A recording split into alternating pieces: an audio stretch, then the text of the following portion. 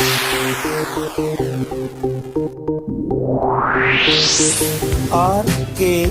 स्वागत है दोस्तों आपका एक बार फिर से हमारे YouTube चैनल RKB कैंफी वीडियोस में। स्वागत है आपका हमारे चैनल RKB कैंफी वीडियोस में, जिसमें हम आपको कक्षा 9 से 9, 10, 11 और 12वीं इन कक्षाओं के लिए फिजिक्स और केमिस्ट्री की वीडियो समय समय पर आपके सामने प्रस्तुत करते रहते हैं। आज हम इसी क्रम में आपके लिए कक्षा 12 का भौतिक विज्ञान से जो पहला चैप्टर है वैद्युत अक्षेत्र एवं विभव, उसकी वीडियो आज हम आपके सामने लेकर आए हैं। सामान्यतः हम जो आपके लिए ये वीडियो प्रस्तुत कर रहे हैं वो NCERT बुक से संबंधित होती है, यानी उसके अकॉर्डिंग हमारे टॉपिक्स इसमें होते हैं। तो चलिए अब हम ज्यादा देर न करते हुए शुरू करते हैं आपकी आज की वीडियो वैद्युत अक्षेत्र एवं विभव, इलेक्ट्रिक फील्ड एवं पोटेंशियल। तो इस चैप्टर को शुरू करने से पहले मैं थोड़ा सा आपको पिछली कक्षा का बल्कि केमिस्ट्री का थोड़ा जानकारी देना चाहूंगा, जिसमें हमने आप लोगों को बताया भी है और आप लोगों ने पढ़ा भी होगा कि किसी भी परमाणु का या पदार्थ का जो निर्माण होता है, पदार्थ का निर्माण परमाणुओं से होता है और परमाणु का निर्माण होता है इलेक्ट्रॉन, प्रोटॉन और न्यूट्रॉन से। परमाणु में इलेक्ट्रॉन तो नाभिक के बाहर होते हैं, जबकि प्रोटॉन और न्यूट्रॉन नाभिक के अंदर उपस्थित होते हैं। क्योंकि इसकी आवश्यकता ही हमें इस वैद्युत अक्षेत्र एवं विभव को समझने में होगी, इसलिए थोड़ा सा पहले मैं आपको ये बात जानकारी याद दिला रहा हूं। और इलेक्ट्रॉन नाभिक के बाहर विभिन्न कक्षाओं में चक्कर लगाते रहते हैं। कोई भी परमाणु इलेक्ट्रॉन ले सकता है या इलेक्ट्रॉन दे सकता है, जबकि प्रोटॉन और न्यूट्रॉन की संख्या पर कोई प्रभाव नहीं पड़ता, केवल इलेक्ट्रॉनों की संख्या ही परिवर्तित होती है। तो इतना बस आपको थोड़ा सा ध्यान रखना है, क्योंकि अब इस चैप्टर में जो आपका सबसे पहला बिंदु है, सबसे पहला जो हेडिंग है, उसका नाम ही है आपका आवेश, जिसको कि चार्ज कहा जाता है। आवेश या चार्ज कहते किसे हैं? देखिए, मैं आपको इस वीडियो में केवल इन टॉपिक्स को समझाता हुआ चलूंगा। आप अपने नोट्स अगर तैयार करना चाहते हैं तो किसी भी परिभाषा को जो मैं टॉपिक के बाद आपको बताऊंगा, आप वीडियो पॉज कर करके उस हेडिंग को लिख सकते हैं, उस परिभाषा को लिख सकते हैं। वैसे हमारे पास इसके नोट्स भी उपलब्ध हैं, जो आप लोग 7668869882 इस नंबर पर व्हाट्सएप करके मैसेज करके आप अपने बारे में बता सकते हैं और PDF नोट्स आपको उपलब्ध कराए जा सकते हैं। लेकिन फिलहाल मैं आपको यही कहूंगा कि दूसरे के, यानी चाहे मैं हूं या कोई और है, उनके नोट्स के भरोसे न रहकर आप वीडियो को देखते रहिए, PDF बुक या जो आपकी NCERT बुक है उस बुक को पढ़ते रहिए और उसमें से स्वयं नोट्स बनाने की कैपेबिलिटी जो है वो अपने अंदर क्रिएट कीजिए। अपने अंदर ऐसी एबिलिटी पैदा कीजिए कि नोट्स आपको खुद बनाने आ जाएं, दूसरे के भरोसे आप न रहें। क्योंकि ये न केवल कक्षा 12 के लिए, ये एबिलिटी आपको कंपटीशन के लिए भी, आगे के लिए भी तैयार कर देगी। तो चलिए अब हम आवेश की बात करते हैं।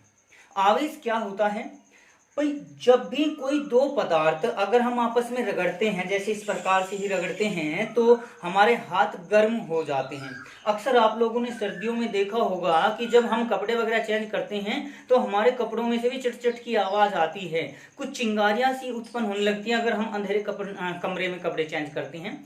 तो वो जो चिंगारी उत्पन्न हो रही है वो उस रगड़ के कारण, उस घर्षण के कारण उत्पन्न होती है, जो हमारे कपड़ों और हमारे शरीर के बीच में लगता है। तो उस रगड़ के कारण, अभी जो मैंने आपको इलेक्ट्रॉन के बारे में बताया है, किसी भी पदार्थ से इलेक्ट्रॉन या तो निकल जाते हैं या ग्रहण कर लिए जाते हैं, तो उसमें एक दूसरे पदार्थ को आकर्षित करने का गुण उत्पन्न हो जाता है, इसे ही आवेश कहते हैं। तो अब इसकी परिभाषा आप लोग नोट्स में किस प्रकार से लिखेंगे, वो लिख सकते हैं। किन्हीं भी दो पदार्थों के आपस में रगड़ने पर उनके घर्षण के कारण एक दूसरे में आकर्षित करने का गुण आ जाता है। इस क्रिया को ही आवेश कहते हैं और वह पदार्थ वैद्युतमय कहलाता है, आवेशित पदार्थ कहलाता है। और आवेश उत्पन्न करने की यह क्रिया आवेशन कहलाती है। उम्मीद है कि आप इस प्रकार से समझ भी गए होंगे और अपने नोट्स में इसे लिख भी लेंगे। तो इस प्रकार से हमने आवेश की परिभाषा किस प्रकार से आप लिख सकते हैं वो आपको बताया। अब इसका कारण क्या है कि आवेश उत्पन्न क्यों होता है। अभी आपको बताया है कि पदार्थों में से इलेक्ट्रॉनों के स्थानांतरण के कारण एक कपड़े में से इलेक्ट्रॉन निकल जाते हैं, दूसरी जगह पर वो इलेक्ट्रॉन दूसरे पदार्थ के द्वारा ग्रहण कर लिए जाते हैं। एक और सीधा सा एग्जांपल आप ले सकते हैं कि आप अपने सूखे बालों में कंघी कीजिए और उसके पास छोटे छोटे कागज के टुकड़े रख सकते हैं, तो वे जब उस कंघी को उन टुकड़ों के पास लेकर जाएंगे तो वे उसकी ओर आकर्षित हो जाएंगे। तो यह क्रिया घर्षण के कारण उत्पन्न हुई, क्योंकि कंघी में से जब रगड़ उत्पन्न हुई तो उसमें से इलेक्ट्रॉन निकल गए। तो कारण क्या है, पदार्थों के घर्षण के कारण इलेक्ट्रॉनों का स्थानांतरण ही आवेश उत्पन्न होने का कारण होता है। अब इसके बाद पॉइंट अगर लेकर चलें तो वो लेकर चलते हैं हम आवेश के प्रकार। अब आवेश इलेक्ट्रॉनों के स्थानांतरण के आधार पर दो प्रकार का होता है।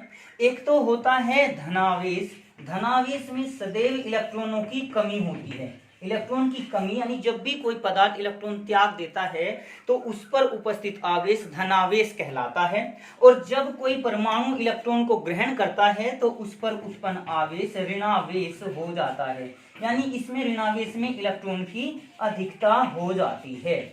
तो आवेश दो प्रकार का हुआ, एक धनावेश और एक ऋणावेश। इसको पॉजिटिव और इसको नेगेटिव चार्ज कह दिया जाता है। साइन के द्वारा भी आप इसको प्रदर्शित कर सकते हैं। मुख्य बात, जब न्यूमेरिकल हम इसमें करेंगे तब आवश्यकता आती है कि धनावेश में इलेक्ट्रॉनों की कमी होती है और ऋणावेश में इलेक्ट्रॉनों की अधिकता हो जाती है।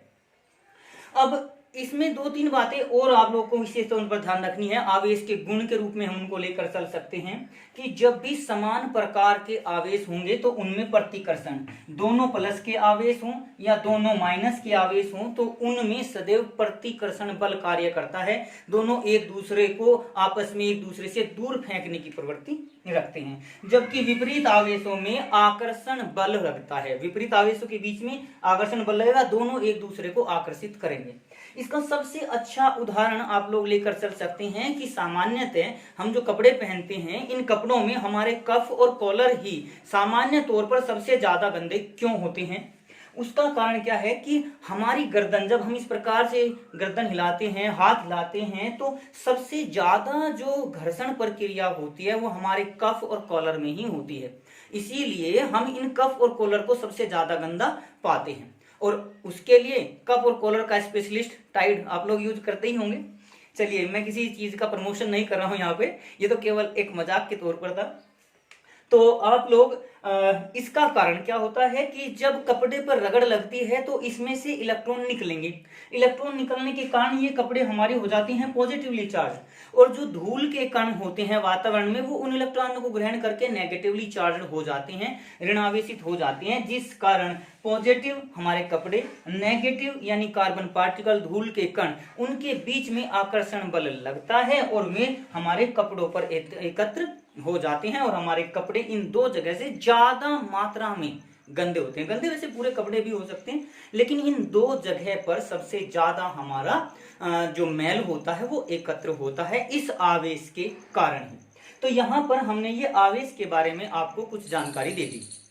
अब इसी में अगर हम एक दो पॉइंट और छोटे छोटे लेकर चलें तो उसमें लेकर देख सकते हैं कि किसी भी इलेक्ट्रॉन पर जो आवेश होता है, आप लोगों ने पढ़ा होगा उसका मान 1.6 गुणा 10⁻⁻19 कूलाम होता है। ये कूलाम मात्रक है आवेश का।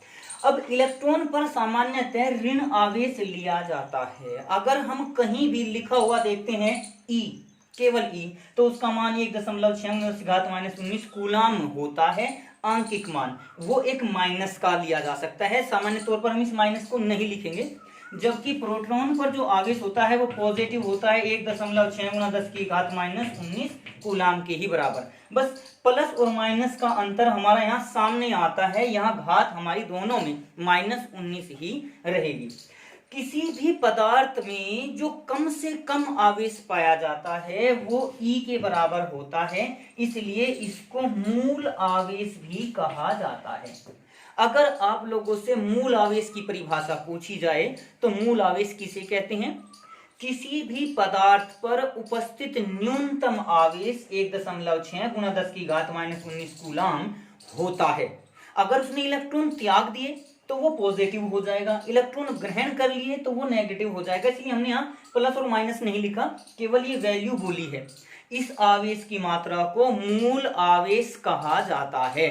और किसी भी पदार्थ पर जब भी ये आवेश उपस्थित होगा, इस मूल आवेश के ई के पूर्ण गुणज के रूप में उपस्थित होगा। उसमें 1 ई हो सकता है, 2 ई हो सकता है, 3 ई हो सकता है, या कह सकते हैं एन ई हो सकता है। पूर्ण गुणज के रूप में, कभी भी ये दशमलव संख्या के रूप में नहीं होगा कि उस पर 2.5 इलेक्ट्रॉन उपस्थित हो जाएं। जैसे कह सकते हैं किसी परिवार में बच्चों की संख्या अगर पूछी जाए तो वो या तो 2 होगी या 3 होगी। कोई ये नहीं कहता मेरे पास 2.5 बच्चे हैं, हमारे 2.5 बच्चे हैं, या 2.73 बच्चे हैं। तो या तो 2 होंगे या 3। तो पूर्ण गुणज के रूप में ही इलेक्ट्रॉनों की संख्या या तो ली जाएगी या दी जाएगी। और इस प्रकार का आवेश क्वांटीकृत आवेश कहलाता है। क्वांटीकृत, क्वांटाइज्ड आवेश कहलाता है। अक्सर ये वैसे कुछ दूसरे टीचर्स ही पूछते हैं, एग्जाम में तो कहीं नहीं पूछा जाता कि क्वांटीकृत आवेश से क्या तात्पर्य है। तो क्वांटीकृत आवेश किसी भी तत्व पर, पदार्थ पर, वस्तु पर जो आवेश होता है वो सदैव मूल आवेश का पूर्ण गुणज होता है। इसे क्वांटीकृत आवेश कहा जाता है। और अगर वो कुल आवेश क्यू हो तो हमारा एक फॉर्मूला बन जाता है Q equal to N E के बराबर। तो यहां पर Q आवेश, n इलेक्ट्रॉनों की संख्या और E मूल आवेश या फिर एक इलेक्ट्रॉन पर उपस्थित आवेश होता है। इस प्रकार से इस वीडियो में हमने आपको अभी तक आवेश के बारे में बहुत छोटी छोटी सी जानकारी दी है। और जानकारी के बाद हम आपको एक फॉर्मूला भी डिराइव करके दिया है Q equal to N E का। इसके पश्चात अगर हम अगले टॉपिक की बात करें तो अगला टॉपिक आपका आता है केवल कूलाम। कूलाम, कूलाम मात्रक होता है।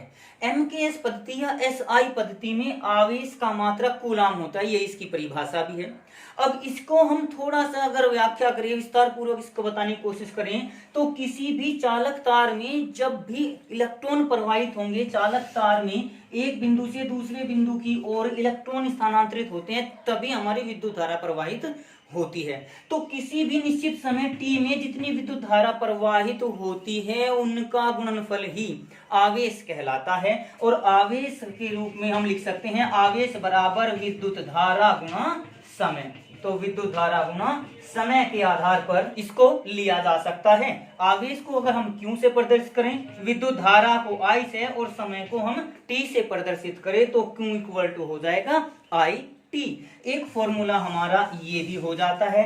अभी हमने आपको एक फॉर्मूला बताया है Q equal to N E, तो Q equal to I T, Q equal to N E, तो दोनों को भी बराबर लिया जा सकता है। यानी आई टी बराबर एन ई के रूप में भी आप फॉर्मूले को यूज कर सकते हैं। न्यूमेरिकल में जब आप लोगों को धारा दी हुई है, समय दिया हुआ है और इलेक्ट्रॉन का आवेश पता ही होता है तो मान निश्चित होता है, ये एग्जाम में दिया हुआ हो, क्वेश्चन में दिया हुआ हो या ना दिया हुआ हो, ये सदैव निश्चित होता है 1.6 तो वहां पर इलेक्ट्रॉनों की संख्या ज्ञात की जा सकती है। तो इस प्रकार से आप इसमें आवेश को लेकर चल सकते हैं। ज्यादातर जो ऑप्शनल क्वेश्चन होता है उसमें ये पूछा जाता है कि आवेश का एसआई मात्रक क्या है या एमकेएस पद्धति में मात्रक क्या है, तो वो कूलाम होता है। और कूलाम की अगर हम विमीय सूत्र निकालना चाहें, विमीय सूत्र Q equal to I T से निकालेंगे तो I का होता है A और समय का होता है T, तो A इंटू T, ये आपका कूलाम का विमीय सूत्र भी होता है। तो आज की वीडियो में हमने आपको केवल कूलाम से संबंधित, केवल आवेश से संबंधित टॉपिक्स की जानकारी दी है। उम्मीद करते हैं कि आप लोग इसमें अच्छी प्रकार से समझ गए होंगे। अब अगली वीडियो में हम आपके लिए लेकर आएंगे कूलाम का नियम। तो उस वीडियो को प्राप्त करने के लिए आप हमारे चैनल को सब्सक्राइब कर सकते हैं, जिससे कि जैसे ही वो वीडियो अपलोड हो तो आपको उसका नोटिफिकेशन मिल जाए।